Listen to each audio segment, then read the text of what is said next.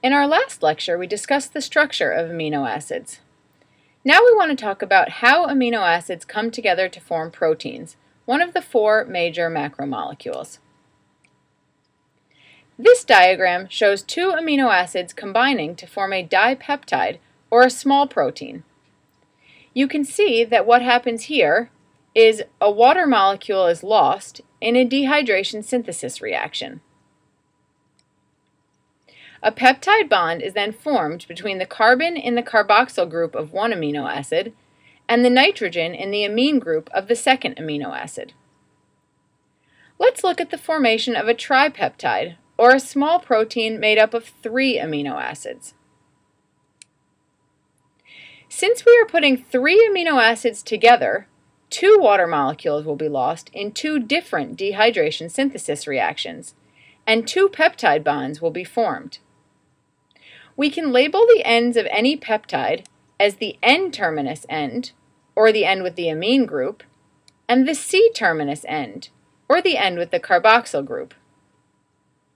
Notice that as peptide bonds are formed, the number of ionizable groups decreases as compared with the number in single amino acids. If we wanted to name this tripeptide, we could either use the 3-letter abbreviations or the single-letter abbreviations to indicate the order of the amino acids that are present from left to right. We have already discussed that a dipeptide is made up of 2 amino acids joined together, and a tripeptide is made up of 3 amino acids joined together. However, you are probably unfamiliar with the term oligopeptide, which means a moderate number of amino acids, about 10 to 20, that are joined together. A polypeptide is formed when a large number of amino acids are joined together. Proteins have a variety of functions which are important for cells to stay alive. Enzymes are proteins that speed up chemical reactions and regulate whether or not certain processes occur in cells. Enzymes like amylases, proteases, and lipases break down starch, proteins, and fats during digestion. Other enzymes help with cell signaling, which is the process in which specific responses are generated when a cell receives a stimulus of some kind. Many of you know from micro that enzymes catalyze each step of the metabolic process as well. Proteins provide structural support to cells in the form of macro and microtubules, which run throughout the cell. Actin and myosin are the proteins that make up muscle fibers, so they provide structural support as well. Some hormones are proteins, and they act as chemical messengers to transmit information to cells. For example, insulin is a protein hormone that tells cells to take up glucose from the blood and store it as glycogen in the liver to be used as an energy source at a later time. Antibodies are essential in immune system function to recognize foreign invaders, as they are made of proteins. Some proteins aid in transport, such as porins, which serve as a means for molecules to enter and leave cells, or hemoglobin, which is a protein that transports oxygen. Hair, nails, and skin all have protein components and provide protection to animals. Proteins can range in size from being quite small to being very large. Their size is measured in daltons. 1 dalton has the mass of 1 hydrogen atom.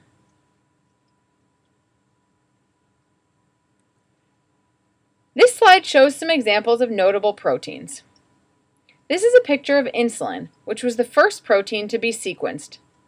This biological breakthrough occurred in 1955 by Frederick Sanger.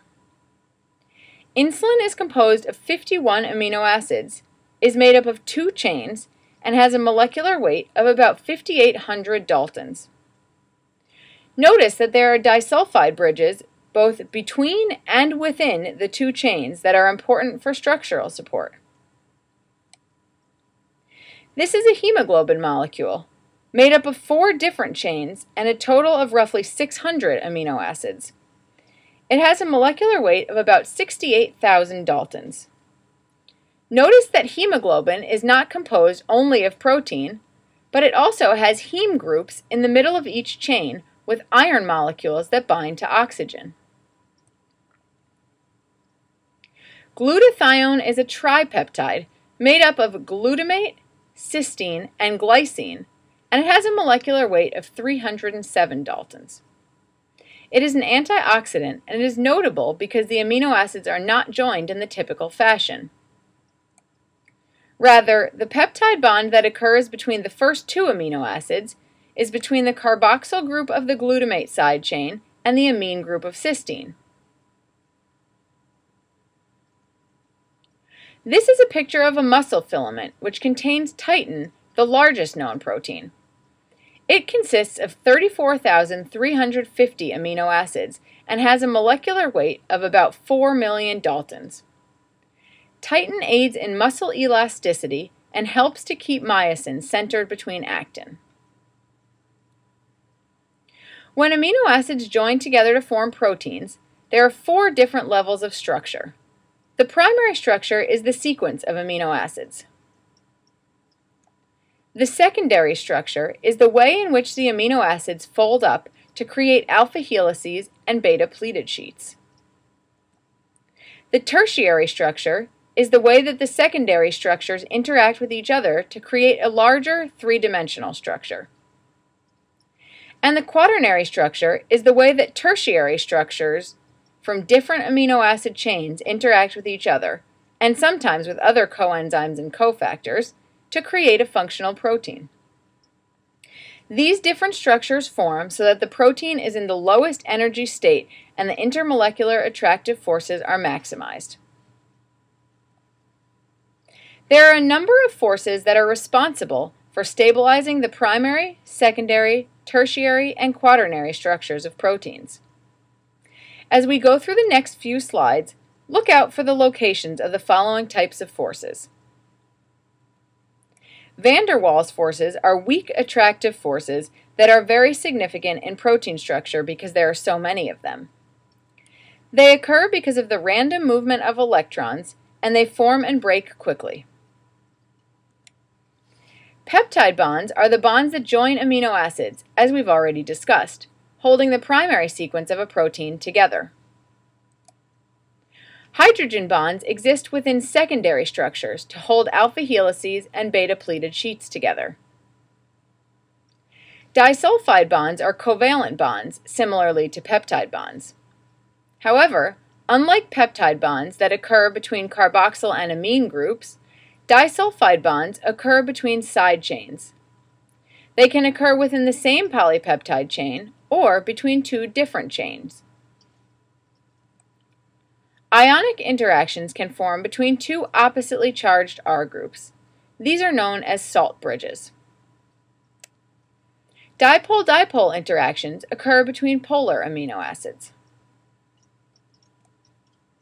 As was mentioned a few minutes ago, one of the two types of secondary structures is the alpha helix.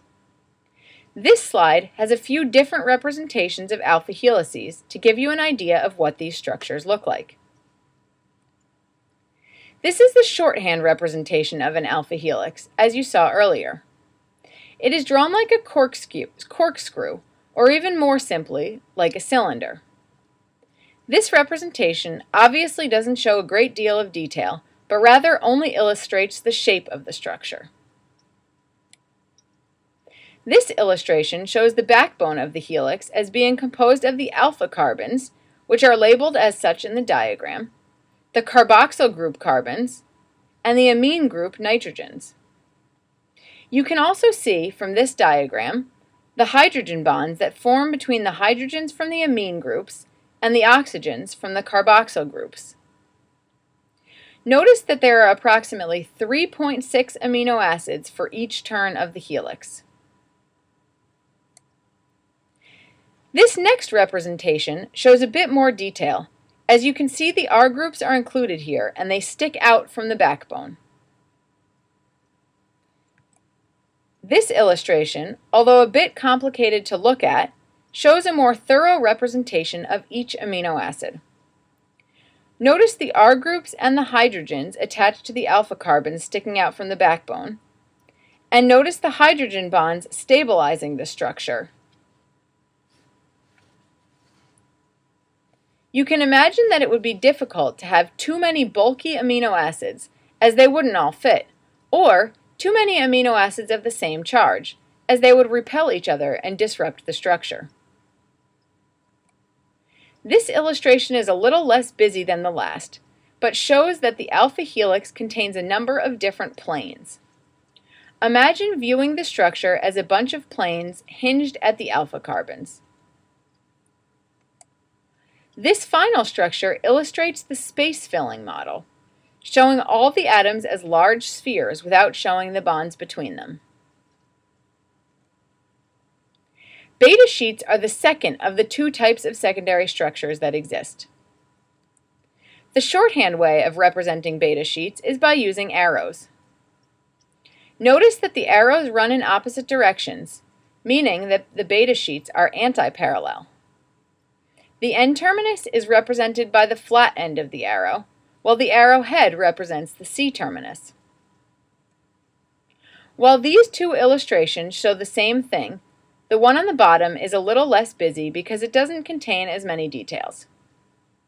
Notice the hydrogen bonds stabilizing the structure that are perpendicular to the backbone of the beta sheet. A side view allows you to more clearly see that R groups stick up and down from the sheet itself. Similarly to alpha helices, you wouldn't want too many bulky or similarly charged R groups in beta sheets either. Beta turns occur on the ends of the beta sheets and are represented here. Proline is quite prevalent in these turns, as the ring structure of that amino acid helps to put kinks in the chain to create the turns. This slide shows the prevalence of various amino acids in the different types of secondary structures. Although all of the trends are not understood, the prevalence or absence of some amino acids in some types of structures is logical. It is no surprise that glutamate and lysine occur in roughly equal amounts, as they have opposite charges and therefore would help to stabilize each other. The same could be said for aspartate and histidine, or aspartate and arginine. There are also not many prolines in an alpha helix, as proline creates kinks because of its ring structure. Beta sheets don't contain many charged amino acids, as these can destabilize the structure of the sheet. Not surprisingly, proline is prevalent in beta turns because of its ring structure, as is glycine, as its very small R group fits well inside the turns.